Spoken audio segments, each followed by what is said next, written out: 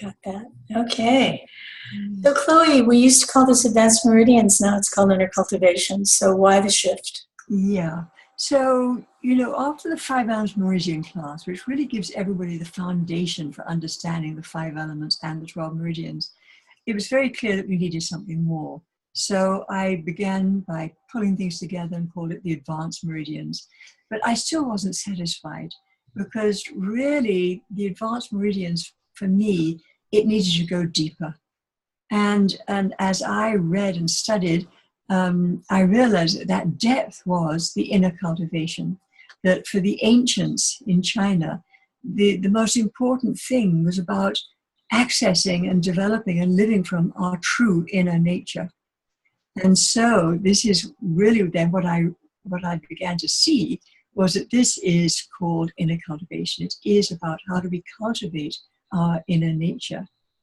And the beauty of this is that it really takes you into what the ancients call the 3 treasures. That we're born, at conception, we inherit these 3 treasures. And these treasures then really allows us to heal on all levels. And basically, the treasures then are about realizing our potential, our spiritual potential, and our potential to manifest who we are on this earth in this lifetime. So looking at those 3 treasures then, the first treasure is the treasure of the Jing, which is stored in the kidney.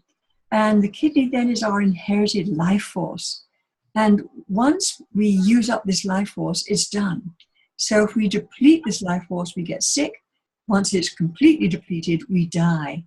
And you cannot recharge this life energy. Our Jing is inherited at conception, and when it's used up, that is the end of that. So very important that we preserve this Jing.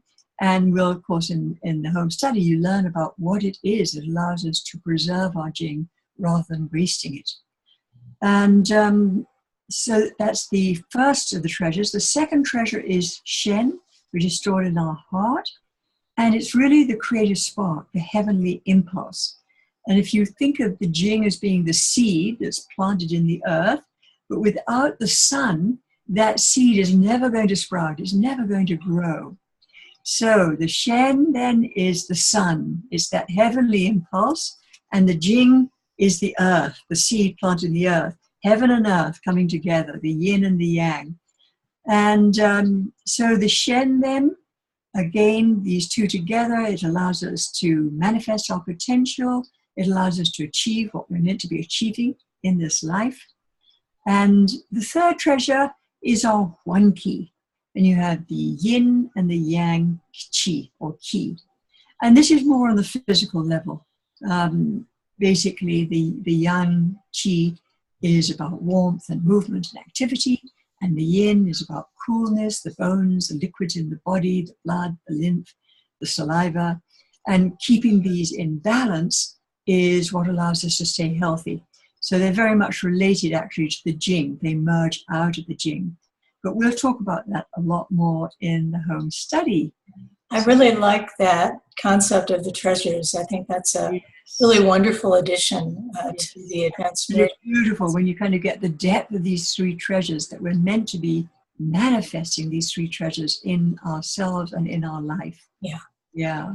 Thank you.